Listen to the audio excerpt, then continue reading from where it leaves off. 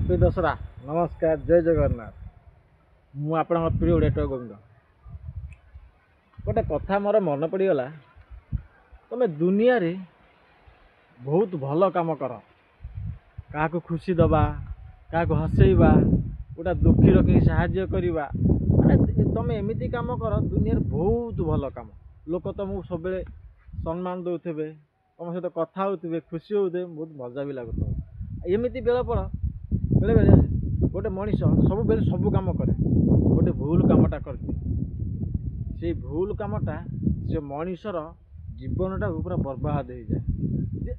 ଯେତେ ସାରା ଭଲ କାମ କଲେ ଲାଭ କିଛି ନାହିଁ, ସେ ଯେଉଁ ଜଷ୍ଟ ଭୁଲଟା ସେଇଟା ଲୋକଙ୍କ ଆଖିକି ଦେଖାଯାଏ। ସେଥିପାଇଁ ଲୋକମାନେ ସବୁଆଡ଼େ ସେଇଟା ଗବେଷଣା କର, ଇଏ ଲୋକ ଏଇଟା କରିଦେଲା, ସେ ଲୋକ ସେଇଟା କରିଦେଲା। କାହିଁକି ଏମିତି ହୁଏ?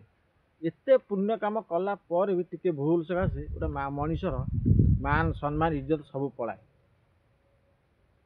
କ'ଣ ପାଇଁ?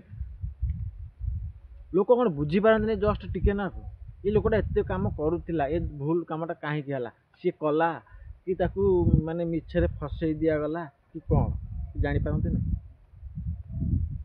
ସବୁରି ମୂଳ ହେଉଛି ସେଇ ଭଗବାନ। ସିଏ ଚାହିଁଲେ ହସେଇବ, ସିଏ ଚାହିଁଲେ କନ୍ଦେଇବ, ସିଏ ଚାହିଁଲେ ଦୁଃଖ ବି ଦେବ। ସବୁ ସେଇ ସଂସାର, ମା ମାୟା ସଂସାର। ଜୟ ମା ଦୁର୍ଗା।